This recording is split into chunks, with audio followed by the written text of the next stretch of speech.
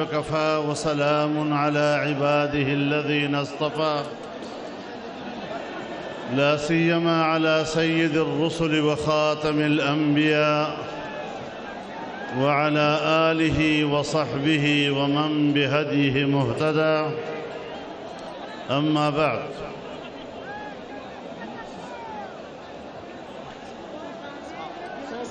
Stage پر موجود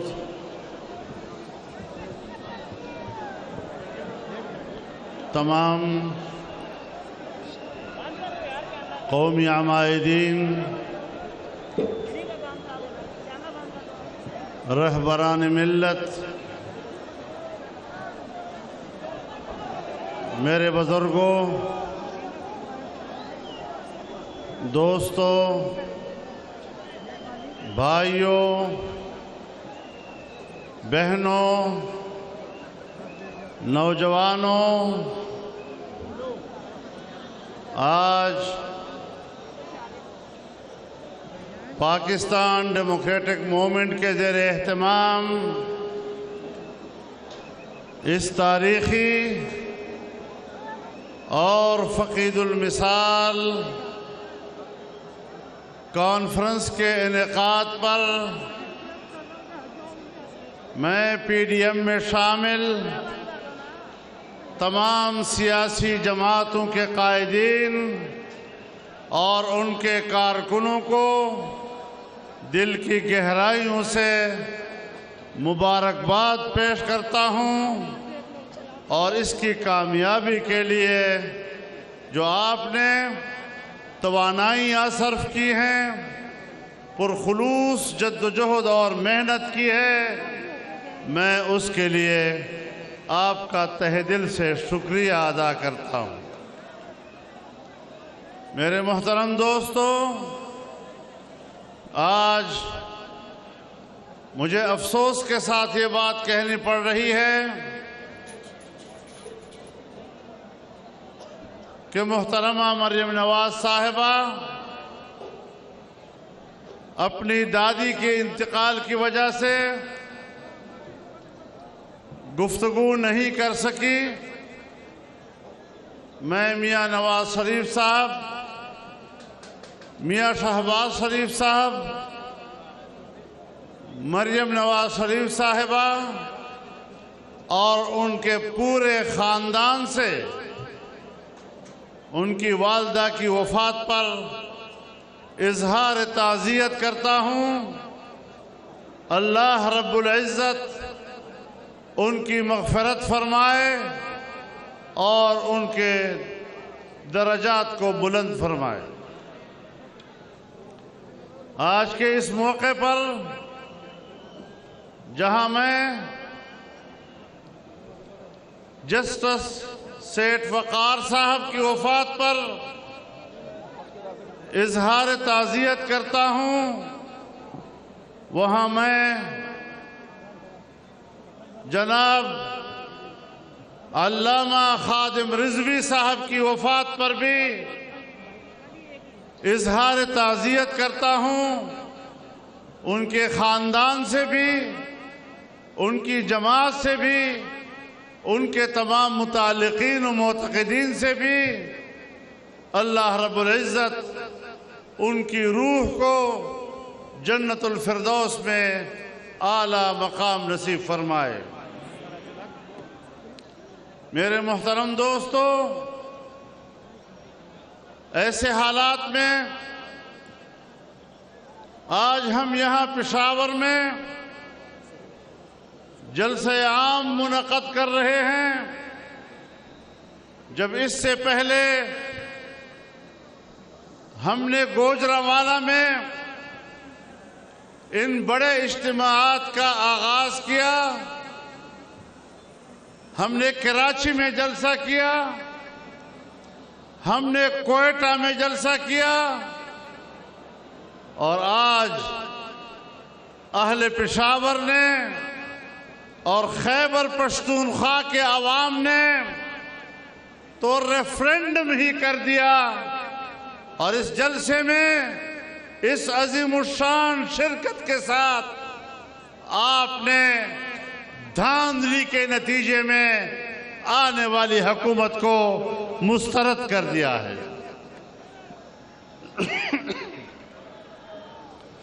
میرے محترم دوستو، ہم نے پہلے ہی دن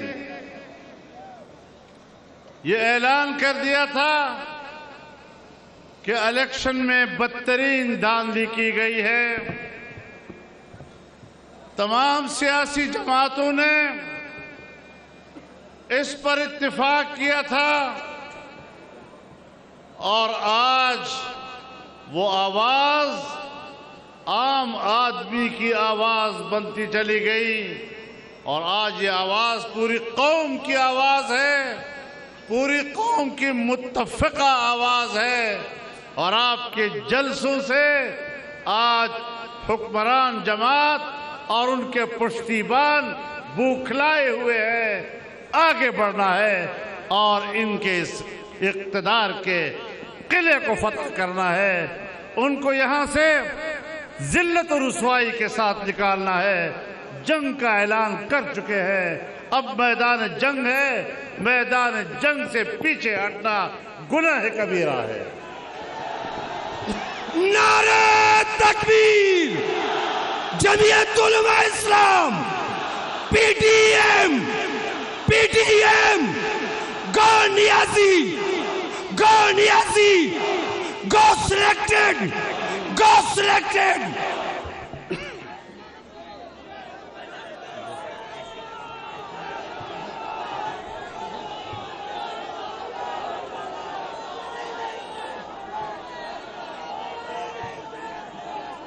داخلہ اشارہ بولے پتبر میں در تو وہ آلات پتبر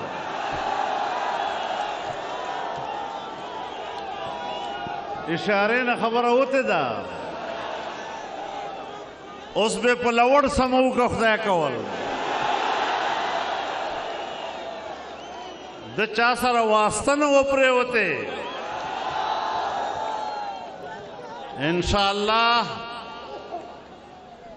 ہم نے چیلنج کر دیا ہے اور واضح طور پر کہنا چاہتے ہیں، ہمارا موقف بڑا واضح ہے۔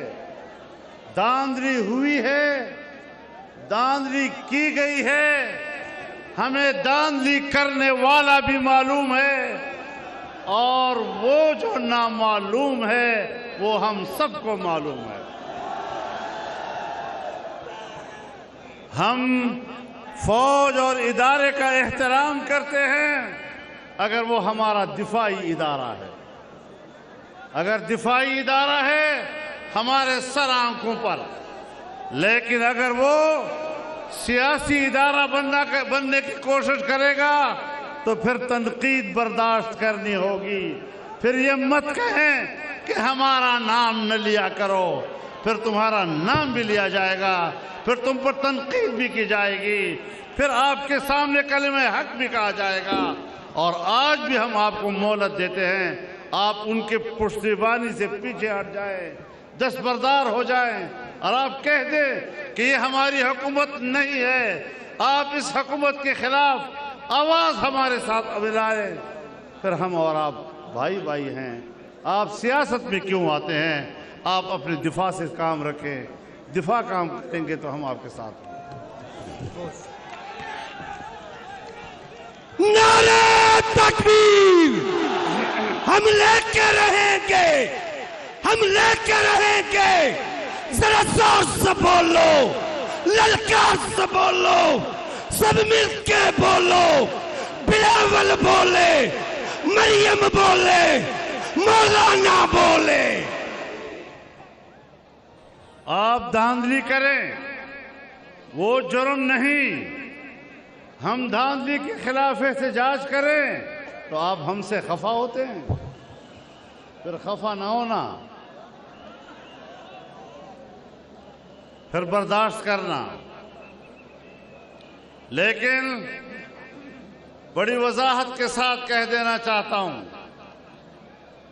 کہ 2 سال کے عرصے میں تم نے پاکستان کی معیشت کو تباہ کر دیا ہے، اور جب کسی ملک کی معیشت گرتی ہے تو پھر وہ ریاست باقی نہیں رہ سکتی. ریاست کے بقا کا دار و مدار مستحکم معیشت پر ہوا کرتا ہے. جب ہم حکومت چھوڑ رہے تھے اور نئے الیکشن کی طرف جا رہے تھے تو ہم نے بجٹ میں کہا تھا کہ آئندہ سال اس ملک کی ترقی کا تخمینہ 5.5% ہوگا اور اس سے اگلے سال ترقی کا تخمینہ 6.5% ہوگا. آپ کو حکومت ملی اور آپ کی حکومت میں پہلے سال تخمینہ 1.8 پہ آیا اور جب دوسرے سال تم نے بجٹ پیش کیا تو 0.4 پہ آ گیا. اور اسٹیٹ بینک آف پاکستان نے 3 روز پہلے اپنا بیان جاری کیا ہے کہ سن 1951-52 کے بعد پاکستان کی تاریخ میں پاکستان کا سالانہ بجٹ 0.4 پر آیا ہے. یعنی اگلے سال میں آپ کی ترقی ہی نہیں اور اس سے اگلے سال بھی کسی قسم کی کوئی ترقی نہیں. پھر ہمیں کہتے ہیں معیشت کی بہتری کے اشارے مل رہے ہیں. یہ اشارے کہاں سے مل رہے ہیں؟ یہ کس چیز کے اشارے ہیں؟ اشارے مل رہے ہیں. ایک بھوکا بازار میں کھڑا ہے اور بلبلا رہا ہے. ایک آدمی گزرتا ہے, اسے کہتا ہے میرے پیچھے کوئی آدمی آ رہا ہے اور شاید آپ کے لیے کھانا لے آئے. اس کو کہتے ہیں اشارہ. اب اس اشارے سے کوئی فرق آیا؟ تو بات بنیادی یہ ہے کہ ملک کی معیشت کو تباہ و برباد کر دیا. آج ہم اس قابل نہیں ہے کہ دنیا کا کوئی ملک ہمارے ساتھ تعلقات قائم کرے. وہ ہندوستان جب واجپئی وزیر اعظم تھا تو وہ پاکستان اب بس کے ذریعے آیا, لاہور میں اترا, مینار پاکستان پر کھڑا ہوا, پاکستان کو ایک حقیقت کے طور پر اس نے تسلیم کیا. کیا وجہ تھی؟ پاکستان معیشت کے لحاظ سے مستحکم تھا اور وہ پاکستان کے ساتھ تجارت کرنا چاہتا تھا. افغانستان پاکستان کے ساتھ رابطے میں رہتا تھا, ہمارا پڑوسی ملک ہے, وہ ہم سے تجارت کرنا چاہتا تھا. لیکن آج افغانستان آپ سے مایوس ہے, وہ آپ کے ساتھ کوئی رابطہ کرنے کو تیار نہیں ہے. ایران آپ کے مقابلے میں ہندوستان کی لابی میں چلا گیا ہے. چین جو ہمارا دوست تھا, ایسا دوست جن کے ساتھ ہم نے 70 سال ایسی دوستی رکھی کہ ہمالیہ سے بلند, بحر الکاہل سے گہری اور شہد سے میٹھی دوستی, لیکن آج ہم نے ان کے 70 ارب ڈالر کی سرمایہ کاری کو تباہ و برباد کر دیا امریکہ کے اشارے پر. اور ایک ٹرمپ نے دوسرے ٹرمپ کو کہا کہ چین کے منصوبے کو ناکام بناؤ. جس طرح امریکیوں نے وہاں کے ٹرمپ کو مسترد کیا ہے, انشاءاللہ پاکستان کا عوام پاکستانی ٹرمپ کو بھی مسترد کرے گا. نعرہ تکبیر! گو نیازی! گو نیازی! جیلی حکمران مرد آباد! جیلی حکمران! جیلی وزیر اعظم! جیلی وزیر اعظم! میرے محترم دوستو, روس کیوں سوویت یونین کیوں تباہ ہوا؟ دفاعی لحاظ سے طاقتور تھا لیکن معاشی لحاظ سے کمزور ہوا, اپنا وجود کھو بیٹھا. آج پاکستان کا یہ حشر کر دیا گیا ہے. آج یہ پاکستان کا گوربچوف بننا چاہتا ہے. جس طرح اس کی غلط روش نے اور غلط پالیسی نے سوویت یونین کا خاتمہ کیا, آج یہ پاکستان کا خاتمہ کرنا چاہتا ہے۔ عجیب بات یہ ہے، عجیب بات یہ ہے کہ سیاستدانوں کو کہتا ہے کہ یہ مجھ سے این آر او چاہتے ہیں۔ پیدامون این آر او غواړي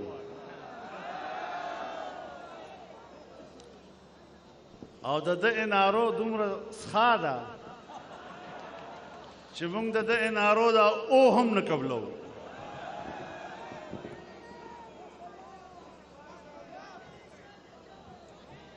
د ده بس این آر او وي، این آر او ته غواړې او موږ دله نه درکوو۔ تا په این آر او د سل وار لعنت چې موږ تا نه غواړو۔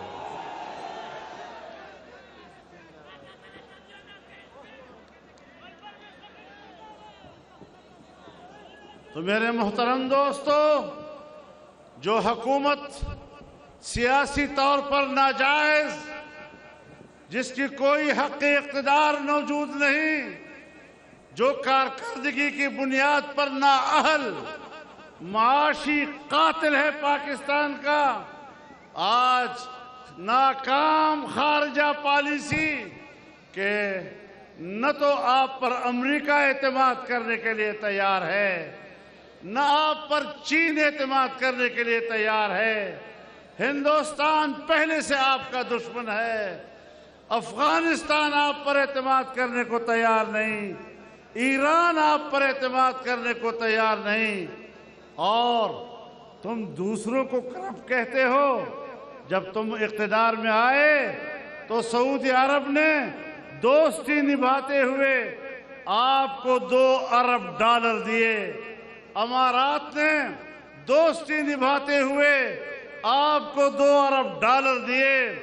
آج 2 سالوں میں وہ آپ سے ناراض، اور اس حد تک ناراض کہ اپنے پیسے پہ ڈر رہے ہیں کہ کہیں ہمارے پیسے کو تم کہیں اپنے پیٹ میں نہ ڈال دو، اس کو ضائع نہ کر دو۔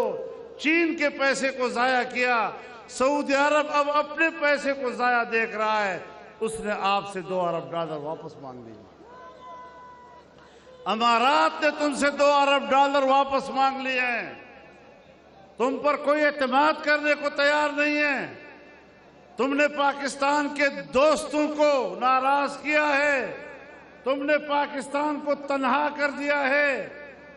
اب کہاں ہیں تمہارے وہ این جی اوز جو کہتے تھے کہ یہاں پر دودھ اور شہد کی نہریں،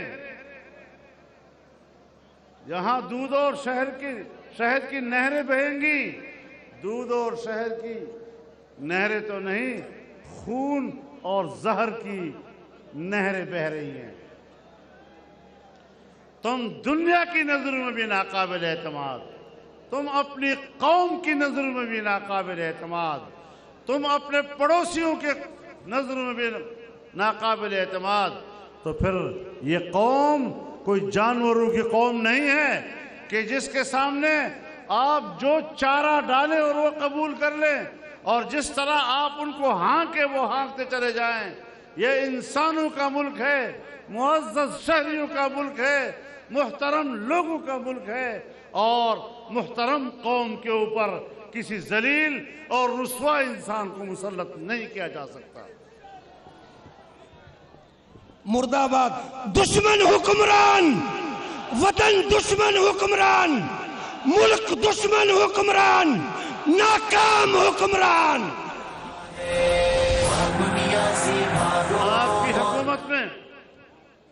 آپ کی حکومت میں انسانی حقوق پامال ہو رہے ہیں۔ بہت سے ہمارے قائدین نے آپ کے سامنے یہ بات کہی۔ کہاں ہے آپ کا لاپتہ افراد کی باتیں جو تم کیا کرتے تھے؟ آج بلوچ رو رہا ہے، آج سندھی رو رہا ہے، آج پشتون رو رہا ہے، اور پنجابی رو رہا ہے، کشمیری رو رہا ہے۔ کشمیر کو تم نے بیچا اور کشمیر کے سوداگر بنے۔ آج تم کشمیر کے لیے مگرمچھ کے آنسو بہا رہے ہو۔ کیا اقتدار میں آنے سے پہلے تم نے کشمیر کو 3 حصوں میں تقسیم کرنے کا فارمولہ پیش نہیں کیا تھا؟ مجھے بتایا جائے کہ سن 1948 اور 49 کی قراردادوں میں کشمیر کو تقسیم کرنے کی کون سی گنجائش تھی؟ ہم نے 70 سال تک کشمیریوں سے ایک ہی بات کہی کہ آپ نے اپنے مستقبل کا فیصلہ خود کرنا ہے، آپ کی حق خود ارادیت یہ آپ کا بین الاقوامی مسلمہ حق ہے۔ لیکن آج مودی نے آ کر، اور میں آپ کو بتاؤں، مودی کے آنے کے لیے دعائیں اس نے نہیں کی تھی۔ عمران خان نے کہا تھا کہ خدا مودی کو کامیاب کرے، جب وہ کامیاب ہو جائے گا کشمیر کا مسئلہ حل ہو جائے گا۔ مودی کا جو یار ہے، انڈیا کا جو یار ہے، مودی کا جو یار ہے، یہودیوں کا جو یار ہے،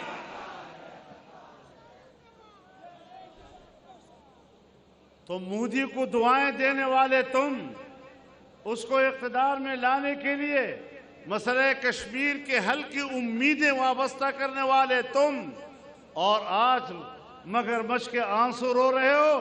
تم نے کشمیر کو بیچا ہے، تم نے کشمیریوں کے 70 سالہ قربانیوں کا مذاق اڑایا ہے۔ تم نے آج گلگت میں جا کر لوگوں سے کہا ہم آپ کو پاکستان کا صوبہ بنائیں گے، ہم خوش ہوں گے کہ، اور ہم سمجھتے ہیں کہ گلگت بلتستان کے لوگ پاکستانی ہیں، وہ پاکستان سے الحاق چاہتے ہیں، کشمیری پاکستان سے الحاق چاہتے ہیں، لیکن ان کے باقاعدہ حق خود ارادیت کی بنیاد پر اپنا فیصلہ خود کرنے سے پہلے یہ کہہ دینا کہ ہم آپ کو پاکستان کا صوبہ بنائیں گے۔ آپ مجھے بتائیں کہ آپ نے مسئلہ کشمیر کو ذبح نہیں کیا؟ اس طریقے سے آپ کشمیر کے مسئلے کو حل کر رہے ہیں۔ ہم نے ان کی لاشوں پہ سیاست کی 70 سال، ہم نے وہاں کی ماؤں اور بہنوں کی عزتوں اور ان کے ناموس اور عصمت پہ سیاست کی، ہم نے ان کے بچوں کے چہروں سے ٹپکتے ہوئے خون پر سیاست کی۔ وہ مظلوم کشمیری آج کدھر دیکھے؟ جس کو پاکستان پر بھروسہ تھا، جس کو پاکستانی پر بھروسہ تھا، تم نے 70 سال ان سے قربانیاں لے لے کر آج اس کو تنہا چھوڑ دیا ہے۔ 85,000 کلومیٹر مربع کلومیٹر کا کشمیر آج آئے گا صرف 5,000 کلومیٹر مربع کی کشمیر پہ۔ یہ تمہاری پالیسی ہے، یہ ہمارے لیے قوموں کو جیت رہے ہو، یہ تم پاکستان۔ میں آپ سے پوچھنا چاہتا ہوں، آپ نے فاٹا کا انضمام کیا، اب فاٹا والے حق حیران کہ یا اللہ اب ہم پاکستان اور صوبہ خیبر پختونخوا کا حصہ ہیں بھی یا نہیں ہیں۔ ہم نے اس وقت بھی کہا تھا کہ عجلت نہیں ہونی چاہیے، لیکن مجھے پتا ہے کہ کس کے دباؤ پر ایسا ہو رہا تھا۔ میں بہت کچھ جانتا ہوں، میں خارجہ امور کا چیئرمین بھی رہا ہوں، میں کشمیر کمیٹی کا چیئرمین بھی رہا ہوں، اندر کی بہت باتیں جانتا ہوں۔ میں تمہارے ارادوں کو جانتا ہوں، تمہارے عزائم کو جانتا ہوں۔ میں پوری دنیا کا قانون، کوئی پوری دنیا کا قانون بتا دے کہ کسی حکمران کے پاس اگر عوام کا مینڈیٹ ہو تو پھر اپنے ملک کی سرحد کو تبدیل کرنے کا بھی مینڈیٹ ہوتا ہے؟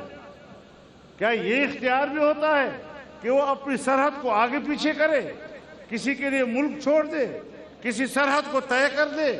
یہ کس نے حق دیا ہے؟ اور دنیا میں کوئی طاقتور قوم ہو، وہاں پر بھی وہ اپنی سرحدات تبدیل نہیں کر سکتا۔ امریکہ بڑا طاقتور ملک ہے، وہ کر کے دکھائے ذرا میکسیکو کے ساتھ اپنی سرحدات میں تبدیلی، وہ کر کے دکھائے کینیڈا کے ساتھ اپنی سرحدات میں تبدیلی، نہیں کر سکتا۔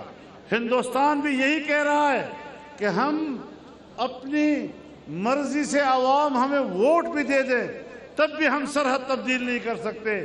آپ یہاں پر کشمیریوں کی جغرافیے کو تبدیل کر رہے ہیں، آپ یہاں پر گلگت بلتستان کے جغرافیے کو تبدیل کر رہے ہیں، آپ یہاں پر فاٹا کے جغرافیے کو تبدیل کر رہے ہیں۔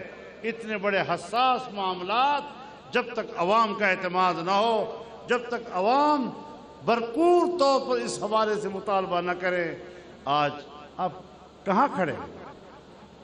کہاں ہم کھڑے ہیں؟ انہوں نے پاکستان کو وہاں کھڑا کر دیا کہ جہاں اب پاکستان کی بقا کا سوال پیدا ہو رہا ہے۔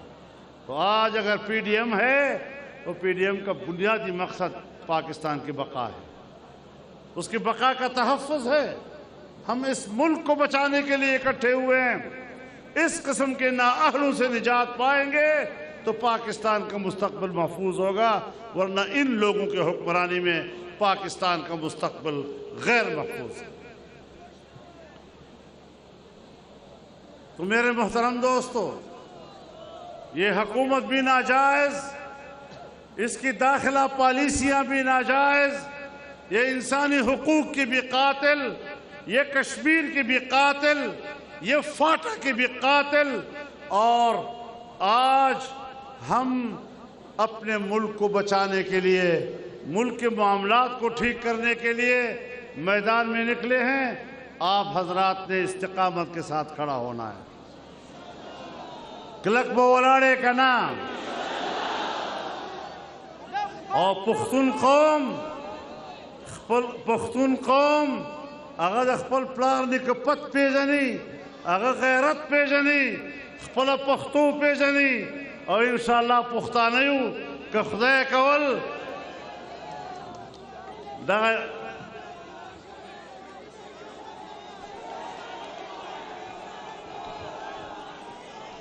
نعرہ تکبیر، قائدہ اشارہ کوا، قائدہ اشارہ کوا، لبیک لبیک لبیک لبیک۔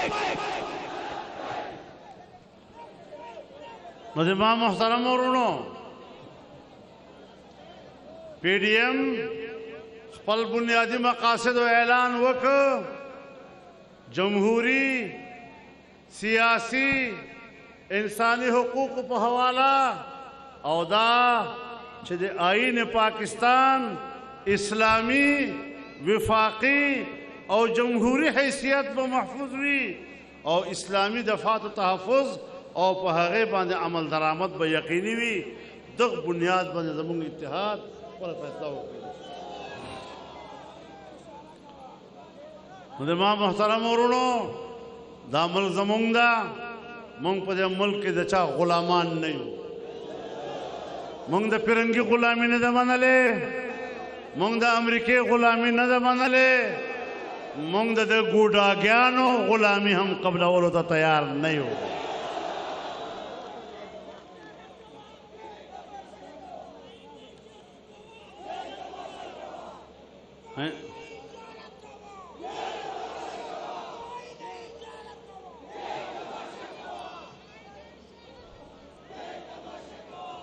ہم نے جس سفر کا آغاز کیا ہے اب وہ کافی طے ہو چکا ہے، تھوڑا فاصلہ باقی ہے۔ استقامت کے ساتھ انشاءاللہ ہم اپنے منزل کو پائیں گے، اس ملک کو پاکستان بنائیں گے، حقیقی پاکستان بنائیں گے، اسلامی اور جمہوری پاکستان بنائیں گے، وفاقی پاکستان بنائیں گے، پارلیمانی پاکستان بنائیں گے، اور 18ویں ترمیم کے ذریعے صوبوں کو جو حقوق دیے گئے ہیں، کوئی مت سوچے کہ ہم صوبوں کو دیے ہوئے حقوق پر کوئی سودا کے لیے تیار ہو سکیں گے۔ ہم NFC ایوارڈ پر کوئی سمجھوتا کرنے کے لیے تیار نہیں ہے، ہم صوبوں کے حقوق پر کوئی سمجھوتا کرنے کے لیے تیار نہیں ہے۔ انشاءاللہ ہم نے ہمیشہ آپ کی جنگ لڑی ہے، سخت حالات میں لڑی ہے، آج پھر میدان میں ہیں، اور آج اس میدان میں آپ سب ہم ایک صف پہ کھڑے ہیں۔ اس صف کو مضبوط بنانا ہے، اس صف کو آگے لے جانا ہے۔ تمام سیاسی پارٹیوں کے کارکن ان کے قائدین ایک صف ہو کر انشاءاللہ اس منزل کو حاصل کریں گے۔ اللہ تعالی ہمارا حامی و ناصر ہو۔ وآخر دعوانا ان الحمدللہ رب العالمین۔